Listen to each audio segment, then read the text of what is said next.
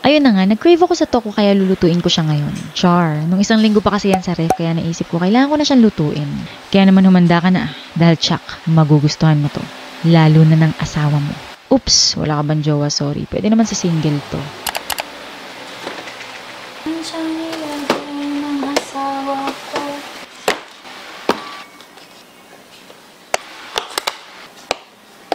Kala mo inon ako ng dessert, no? Old school tayo, container ng ice cream lalagyan ng tokwa. At dahil nga mamasama sa itong tokwa dahil merong tubig, kaya naman kailangan natin siyang i-pot dry. Ayan, kaya gagamit ako ng tissue.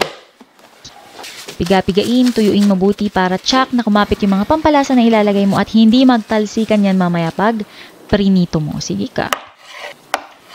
Hiniwa ko lang siya ng maliliit or pa cubes na maliliit. Mga 6 na piraso lang yung kinuha ko dahil baka hindi namin maubos pero tamang-tama hanggang hapunan na ito. Ayan, diba? Itaas ang kamay ng mga nagluluto dyan, tanghalian hanggang hapunan na para naman save energy and save your brain cells para hindi kayo iisip na naman kung anong lulutuin nyo, diba? Inilipat ko nga lang sa isang container na may take para mas madali ko siyang ma-shake-shake mamaya pag nilagyan ko siya ng mga pampalasa. Tinimplahan ko lang ng asin at paminta, pwede na yan. Pero kung meron kayo ng mga paborito nyong herbs and spices, pwede nyong gamitin yan. Ako maglalagay lang ako ng onion powder. Naglagay ako ng cornstarch. Kung wala kayong cornstarch, pwedeng potato starch, pwede din namang harina. Pero mas okay kung potato starch or cornstarch para mas ma-achieve nyo yung crispy golden brown. Takpan, alug-alugin at mamaya balikan natin. Maglalagay ako ng red and green bell pepper. Pero kahit alin sa dalawang piliin mo, pwede naman. Pero kung wala kahit alin dyan, sige, pwede na yan. Hiwain ko lang ng maliliit yan, pati yung sibuyas. Para po sa ating mga viewers, kamusta po kayo at anong inyong mga ulam for today at taga saan ka? Comment down below. Nagpainit na nga ako ng mantika, sinigurado kong tama ang kanyang temperature sa pamamagitan ng wooden chopsticks. At dahil nga mabilis nang umaakyat yung mga bula-bula, kaya ayan, pwede na ako magprito.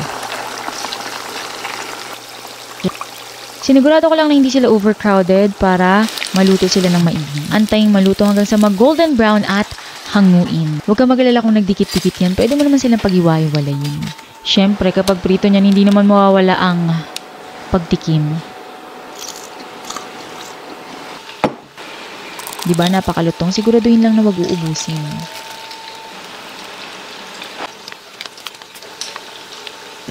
Ito na nga, sa isang malaking bowl, gumawa na ako ng napakasarap na sauce.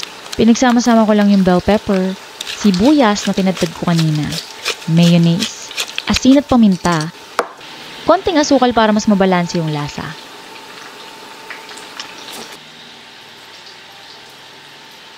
Citrus flavor, pwedeng lemon, calamansi, or kung wala, pwedeng konting suka.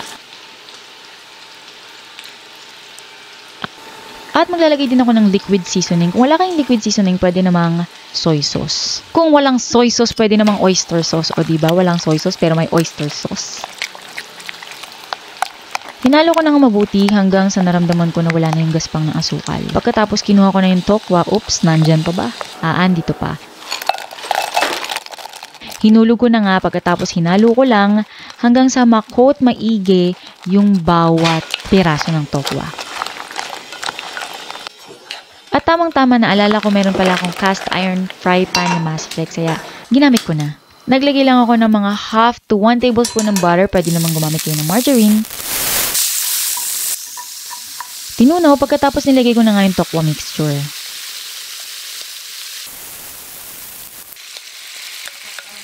Hinalo-halo ng bahagya, inayaang mag-sizzle.